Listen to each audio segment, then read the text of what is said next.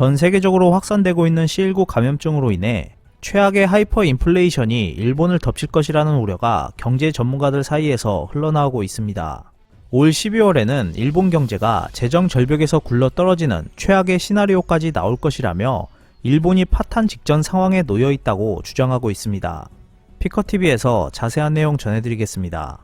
일본 경제평론가이자 전 참의원 의원인 후지마키 다케시는 C19 감염증으로 큰 타격을 받고 있는 일본은 재정이 파탄하는 날이 언제 와도 이상하지 않다고 주장했습니다.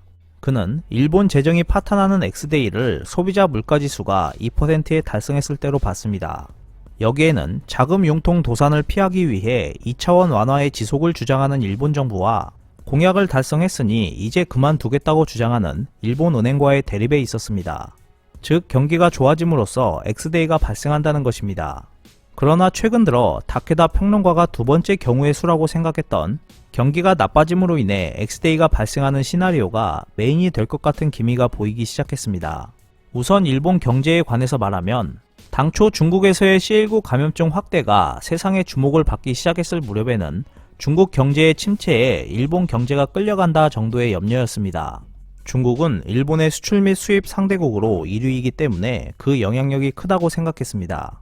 중국 관광객 등의 격감도 걱정이었습니다.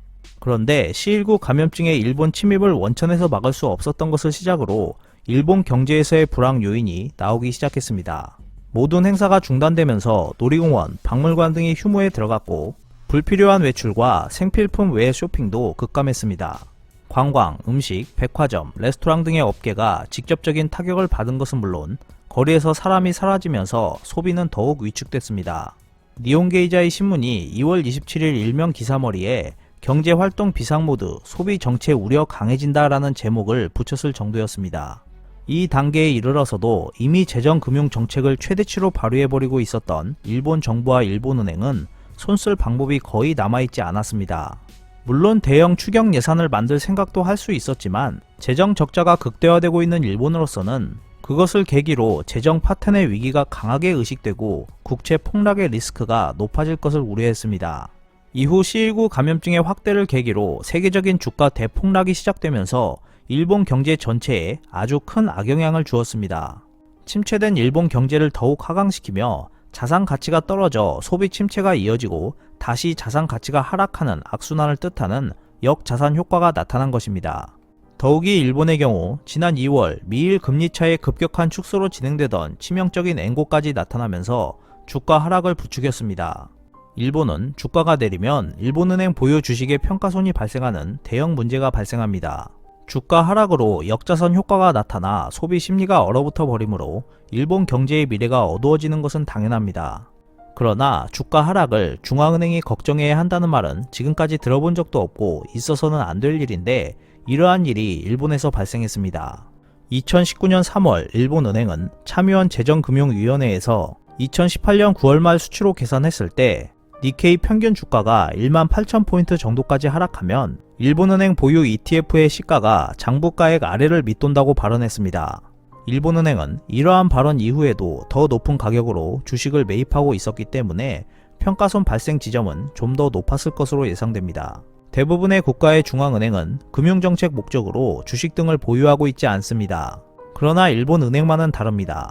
그것도 2020년 말에는 일본에서 최대 주주가 된다고 할 정도로 대량으로 보유하고 있는 것입니다. 다케시 경제평론가는 일본은행 도산 가능성을 언급하면 그런 일은 있을 수 없다라는 반박 의견을 많이 받는다고 전했습니다. 그것은 중앙은행을 일본 국민이 절대적으로 신뢰, 신용하고 있기 때문입니다. 보통 세계의 중앙은행들은 가격 변동이 심한 주식, 부동산, 장기 국채 등에는 손을 대지 않는다는 대철칙을 가지고 있습니다. 하지만 일본은행은 재정 파탄을 연기하기 위해 그리고 국민들의 신용을 유지하기 위해서 그 철칙을 크게 어긴 것입니다. 무슨 일이 있어도 손해를 입지 않을 중앙은행의 자산이 롤러코스터처럼 오르내리면서 자본 잠식이 될 가능성이 생긴 것입니다. 11월 16일 기준 일본 증시가 거침없는 상승세를 이어가며 연일 최고치를 경신하고 있지만 C19 감염증 3차 파동으로 인한 경기 악화로 또다시 폭락 현상이 연출된다면 일본은행은 신용을 잃고 발행한 통화엔의 대폭락이 일어날 가능성이 있다는 것을 배제할 수 없게 됩니다. 엔이라는 돈의 가치가 없어진다는 것은 즉 물가 상승이 통제를 벗어난 상태로 수백 %의 인플레이션율을 기록하는 하이퍼 인플레이션으로 이어진다는 것입니다. 11월 16일 겐다이 비즈니스도 일본 경제가 12월에 재정 절벽으로 굴러 떨어지는 최악의 시나리오가 떠오르고 있다고 전했습니다. 기사는 지금의 일본 경제 상황이 채무캡 바운스, 즉 큰 폭으로 떨어지다가 잠깐 반등하는 상태라며 7월에서 8월기 수치가 순조롭게 성장해 나가는 것 같지만 10월에서 12월기에는 성장률이 좋지 않을 것으로 예측했습니다. 지금 일본의 급격한 C19 감염증 확산 상황을 감안하면 4분기에는 3분기에 잠깐 반등한 경제 수치가 마이너스로 돌아설 가능성이 큽니다. 현재 일본의 GDP는 1년 전 수준과의 괴리가 35조엔 정도이며 GDP 갭도 45조엔 정도입니다. GDP 갭이 플러스일 경우, 즉 실제 GDP가 최대 달성 가능한 수준을 상회할 경우 경기가 과열되고 인플레이션 갭이 발생하지만 반대로 결과값이 마이너스일 때는 실제 GDP가 최대 달성 가능한 수준에 미치지 못하여 경기가 침체되고 실업률은 자연 실업률보다 높게 발생하게 되면서 디플레이션 갭이 발생합니다. 결론적으로 말하면 일본은 제3차 보정 예산으로 30에서 40조엔 규모가 필요한데 여기서 빠듯하게 잡아도 반년 후에 대량의 실업이 표면화될 가능성이 높아집니다. 만약 일본 정부가 예산을 인색하게 진행한다면 이미 경제는 벼랑으로 떨어져 1년 전 수준에도 못 미치는 결과를 낳게 됩니다. 예전에 버냉키 전 FRB 의장이 재정 지출을 멈추면 재정 절벽이 돼 경제가 곤두박질 칠 것이라는 유명한 재정 절벽 이야기를 한 적이 있습니다. 그에 비유하면 일본 경제는 벼랑 아래에 이미 떨어져 있기 때문에 적절한 추경 예산이 없다면 절벽도 기어오르지 못하고 극심한 침체의 늪에 빠질 가능성이 매우 커지게 됩니다. 그렇게 되면 다시 일본의 주가는 내리막길을 걷게 될 것이고 초반에 언급했던 일본은행 보유 주식의 평가손이 발생하는 대형 문제가 나타나게 됩니다.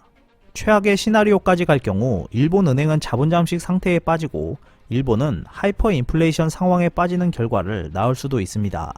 현재 일본은 재정 걱정은 불필요하다며 지금처럼 GDP 갭이 있을 때는 물가가 오르지 않기 때문에 인플레이션 목표 2%에도 이르지 않으므로 일본은행은 안심하고 정부가 발행하는 국채를 시중으로부터 구입할 수 있다고 주장하고 있습니다.